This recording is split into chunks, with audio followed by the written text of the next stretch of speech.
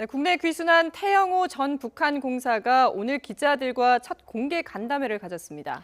태전공사는 북한 김정은 정권이 내년을 핵을 완성할 해로 보고 시간표를 만들고 준비하고 있다고 밝혔습니다. 네, 관련 소식 취재기자 연결해서 알아보겠습니다. 백성준 기자. 네, 통일부입니다. 자, 태영호 전 북한 공사가 북한 정권이 2017년 내년을 핵 완성의 해로 보고 있다고 발언을 했다는데 구체적인 내용 전해주실까요? 태영호 전 주 영국 북한 대사관 영사는 오늘 한국으로 귀순한 뒤 기자들과 첫 간담회를 했습니다. 이 자리에서 나온 이야기인데요. 북한 김정은은 내년까지 핵을 완성한다는 시간표를 만들어 놓았다고 밝혔습니다. 핵 질주의 마지막 직선주로에 들어섰다는 표현을 썼는데요. 태전공사는 북한이 김일성, 김정일 역대 정권에서 핵 개발을 중단한 적이 없다고 말했습니다. 김정은은 2013년에 핵경제 병진 노선을 당 정식으로 공식 채택하고 핵 개발을 가장 이른 시일 안에 당 정책으로 인정했다고 태전공사는 강조했습니다. 이렇게 핵을 개발해온 북한이 내년 말까지를 핵 개발 완성의 시간표로 정한 이유는 올해와 내년 미국과 한국이 북한의 핵 개발을 중지시킬 수 있는 물리적, 군사적 조처를 하지 못할 것이라는 계산이 깔렸다고 언급했습니다. 북한이 서둘러 핵 개발을 완성해서 이 시기 새로 집권하는 한미 정부와 핵 보유국 지위에서 새로운 대화를 시작하겠다는 의도라고 설명했습니다.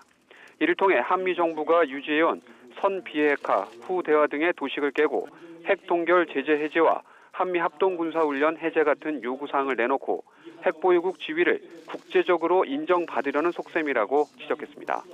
태영호 전 공사는 한국이나 국제사회 대북 전문가들이 압박과 제재의 강경 모드를 주장하거나 압박의 효과가 별로 없는 만큼 인센티브 등 대화 모드로 전환해야 한다는 등의 논의가 있는 것으로 안다면서 하지만 북한은 김정은 정권이 있는 한 핵무기를 그 어떤 조건에도 포기하지 않을 것이라고 밝혔습니다. 네, 북한이 올해 두 차례 핵실험으로 유엔 안보리에서 역대 최고 수준의 대북 제재 결의가 채택이 됐는데 이와 관련해서도 위기감이 높다 이런 진술도 나왔죠. 네, 김정은 정권은 이어진 국제사회 대북 제재로 상당한 위기에 몰렸다고 태전공사는 언급했습니다. 그러면서 현재 대북 제재가 어느 정도 효과를 내는가 판단할 때 경제적인 숫자로 북한 제재 효과를 판단하면 안 된다고 짚었습니다. 대북 제재 효과를 판단할 때는 대북 제재를 통해서 북한 주민들 심리가 어떻게 변하는가와 대북 제재가 김정은 경제 정책을 어떻게 파탄으로 몰아가는지 등을 심리와 정책으로 판단해야 한다고 지적했습니다.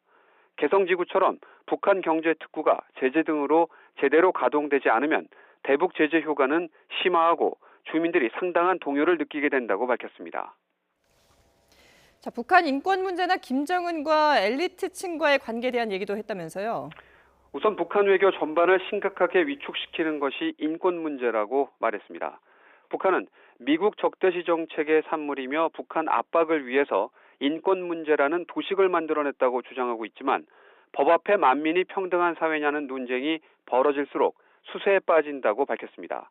특히 올해 3월 제네바에서 개최됐던 유엔 인권이사회에서 북한이 처음으로 공식 표대결을 포기한 것은 꾸준히 추진되어 온 대북 인권 정책의 승리라고 평가했습니다.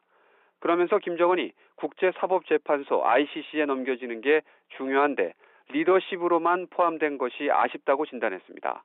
김정은이 재판에 넘겨진다는 소문이 북한 내부에 흘러들어갈 경우 그 여파는 가늠하기 힘들 정도로 크다고 설명했습니다.